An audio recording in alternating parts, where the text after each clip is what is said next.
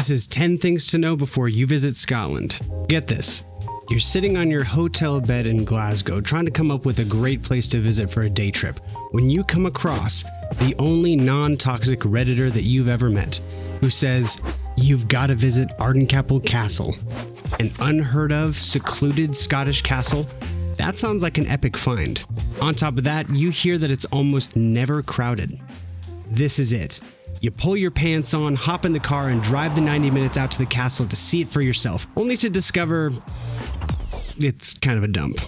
Disney's Brave has been lying to you all these years. Is this really what passes for a Scottish castle? Well, yeah, and that's kind of what you love about it. There's somewhere between 2,000 and 3,000 old structures that people have taken to referring to as castles, but in reality, many of them are more like fortified farms or tower houses or old estates. And even if they were grand castles once upon a time, they could now very well be just a collection of walls and support pillars. But there is still so much to love even at these older places. The first of my 10 tips today is when visiting old ruins, do your research. The line gets really blurry, but as long as you're not expecting every place you visit to look like Islay and Donan, there's a wonderful charm to visiting these old buildings, and as our Redditor unicorn friend said, a lot of these places aren't very well trafficked, so you might end up having the whole place to yourself. If I attempted to handcraft the perfect place for a road trip, there's no way in a million years I would come up with something as perfect as Scotland. The mixture of flat, gently winding terrain surrounded by towering vistas, sprinkled with excellent spots to stop and smell the misty air, makes it feel like it was handcrafted by God as a road trip paradise. But with its cumulostratic highs come pelagic lows. That is to say, if you plan on traveling by car in Scotland, you better be prepared. Tip number 2, driving can be intense. In the countryside, many of the roads only have room for one lane of traffic. This means you'll need to be prepared to pull over and let other vehicles go around you. Many of the fastest routes will also include ferries across lochs, and if you're used to navigating by Google Maps, sometimes it'll put you on that path without even telling you. Before you know it, you're driving straight onto a ferry, none the wiser. Surprisingly enough, even to us, we're now on a ferry. It has been an interesting road to get to this Airbnb. We were navigating on our map, no mention of a ferry. To our Airbnb, no mention of a ferry from them either. All of a sudden we're like, oh, so, okay, it's navigating us to a boat. All right, we're going on a ferry. We both got on here and we're like, what do we do? Where do we pay? We don't have a card. We don't know how to do this. But evidently you just pull straight up. The guy walks up to you and you can just swipe your card. Further out, many of the livestock like sheep and cattle are free range. So they'll wander straight into the road during the night to help get some of the heat off of the asphalt to keep them warm. That'll make for a pretty nasty surprise, especially if you're going at high speeds around corners.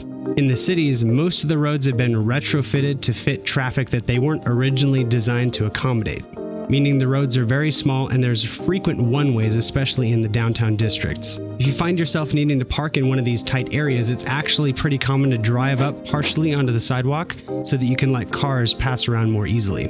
On top of all of that craziness, if you're from the United States, bless your soul, you're going to be driving on the opposite side of the road.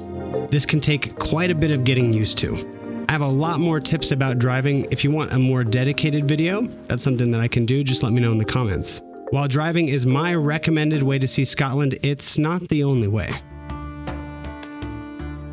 Tip number 3, you don't have to rent a car.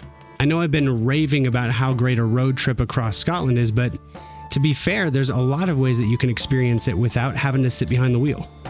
When I created my Travel Across Scotland documentary, we actually spent the first couple of days traveling on trains instead of by car. In cities like Glasgow, Inverness, and Edinburgh, trains are actually an excellent way to get from point A to point B into the action downtown and then back out towards the hotels. And some, like along the West Highland line or the famous Jacobite steam train, the one that you've seen in Harry Potter, are main attractions and worth the trip to Scotland just by themselves. If you plan it right, you could probably do an entire trip just riding trains and maybe taking a couple tour buses. Once you have your vehicle of choice sorted, you got to be mindful of the next tip. Tip number 4, The weather changes constantly. The locals have a saying when it comes to the weather, and I'm going to see if I can do this in my best Scottish accent. If you didn't like it, wait 5 minutes. That was probably really bad, actually. Well, it feels like every city in the US wants to say that their weather is bipolar. In Scotland, there's actually a lot of truth to that. Much of Scotland's west coast is buffeted by winds from the Atlantic Ocean. This carries a lot of moisture inland, and some places like Fort William can actually get dumped rain 250 days out of the year, which is just insane. Whereas on the other side of the locks, over on the pretty little east side of Scotland, they're sheltered from a lot of those crazy 50-mile-per-hour winds and the moisture, and it tends to be a little bit more moderate. That being said, the weather can shift up to 18 degrees Fahrenheit, it's like 10 degrees Celsius for you refined temperature users, all in the span of one day.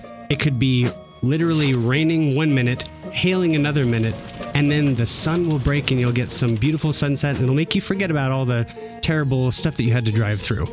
So with all this crazy weather, how should you pack to prepare for it? Well, that's where our next tip comes in handy. Pack as though you're going on a hiking trip. Not even joking, if you just use that mentality, you'll be prepared for 99% of everything Scotland will try to throw at you. Waterproof jacket, gloves, dressing in layers. My personal favorite is a gaiter or a scarf. That does a lot of the heavy lifting for you, especially when the wind starts biting at your earlobes. Not only will this make sure that you're ready for any inclement activities, but some of the places on your Scotland bucket list might actually be further off the trail than you think. For example, Old Man of Storr, Corang, and one of my favorites, the Three Sisters of Glencoe. While they can be seen from the roadside, the best vantage points for these are a little bit of a hike up a trail. And if you don't have stuff for it, you're going to get muddy, gross, and hopping into the vehicle from whence you came will turn into a virtual pigsty. So if you're willing to take that piece of advice to heart, you'll go from feeling miserable to excited to see what's on the other side of that hill. And that's kind of what traveling around Scotland is all about. And when you do find yourself out in the countryside, you might stumble upon a local stall or food stand that really piques your interest. For that, you're going to need the next tip. Tip number 6, bring cash everywhere. In the US, we're pretty conditioned to use cashless payments for basically anything. Even panhandlers are out there with their QR codes. Sounded super old. Young whippersnappers. In Scotland, however, a lot of these places, especially out further from the city, prefer cash, and sometimes that's the only form of payment you can have. So my recommendation is that as soon as you arrive, head to an ATM, take out around 100 to 200 pounds. That should be enough to cover any incidental payments like finding yourself in a place where the card reader doesn't work. That's happened to me before. Be sure to try to break those into smaller notes as well, coins, things like that, because when you run into a food stand or a pub, it'll be much easier for them to break it for you. And speaking of pubs, tip number 7, pub culture is huge and surprisingly family friendly. For the initiated, it might seem weird for me to say that, but my first pub experience was a little bit hesitant.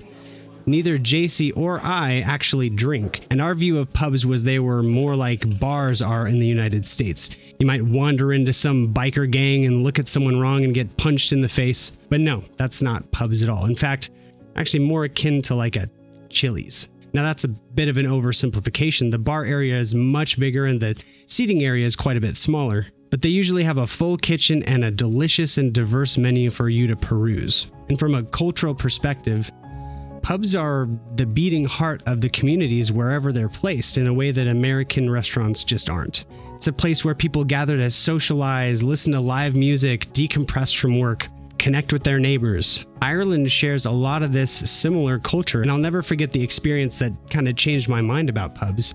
My brothers and I had just finished filming my first little documentary series in Ireland, and we were exhausted. We'd just gone a hike up a bog and we're just muddy and gross and just needed something to eat.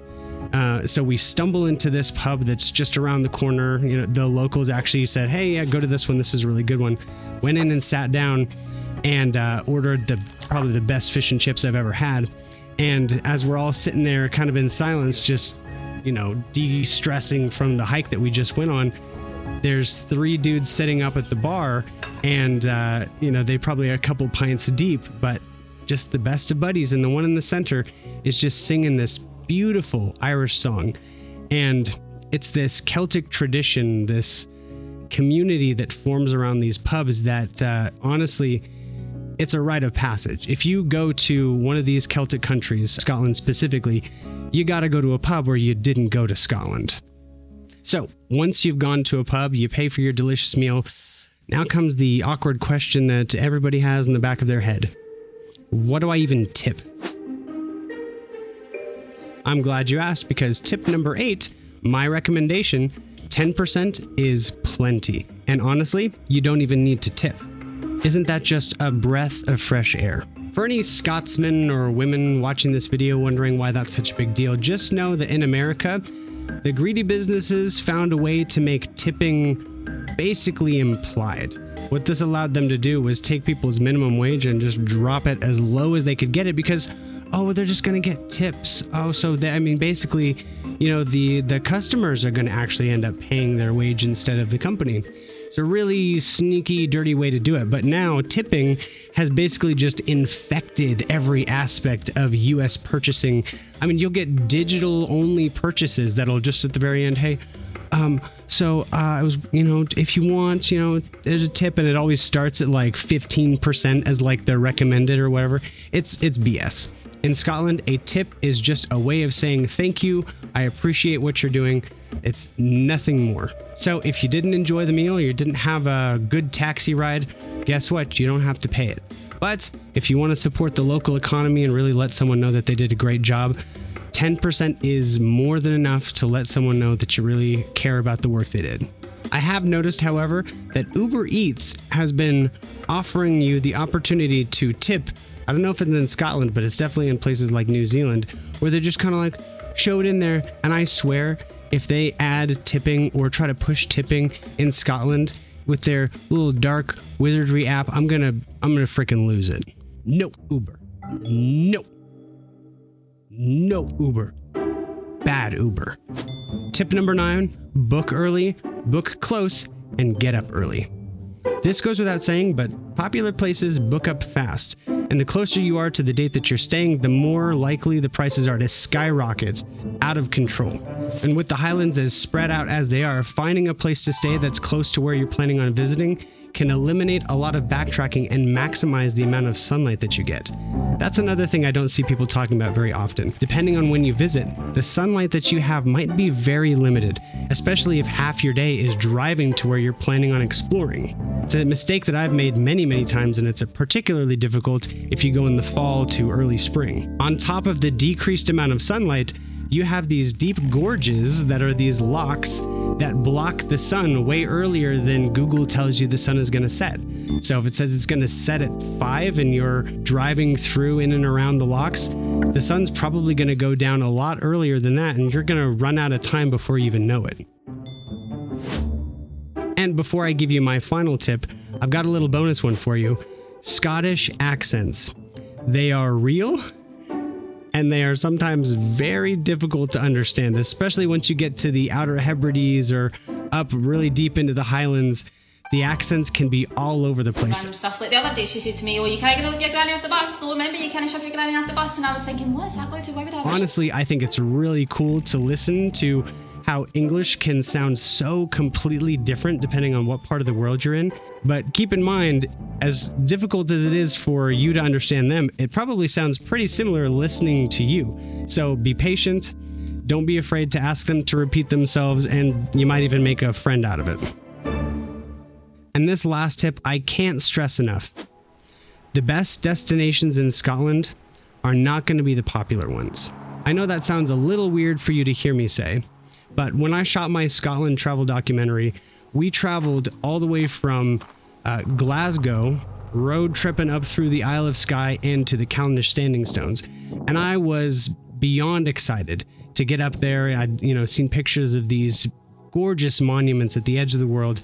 But along the way, Scotland will throw you these little enticing adventures just off the beaten path, just begging you to pull over and just, spend 15 minutes, walk up there. There's one single cow by his lonesome self. Let's go see if we can touch him. As amazing as those stones were, the things that I remember the most, that I have some of the most fond memories of, are these little sprinkled adventures all along the way. And this is my series featuring me. No, it's with not. my Whether friends. it's getting lost on a side road while you're trying to find your Airbnb, or trying Earn Brew for the first time while you're pulled over getting some gas. Even the Three Sisters that we hiked up, we found a path that wasn't even on the map. Wow, there's like a full little river just right here. And that's the cool part. Those are the parts of your trip that you're going to cherish and remember. So don't lose sight of that. Don't think that if you didn't spend as much time at one of the big destinations as you were hoping for, that your trip's ruined or you wasted all of this money for nothing, because honestly, those big monuments are just the excuse to get out there. The moments that you're really going to cherish are the little moments where Scotland taps you on the shoulder with a unique sunset or a delicious home-cooked meal at a pub. Savor every minute of it.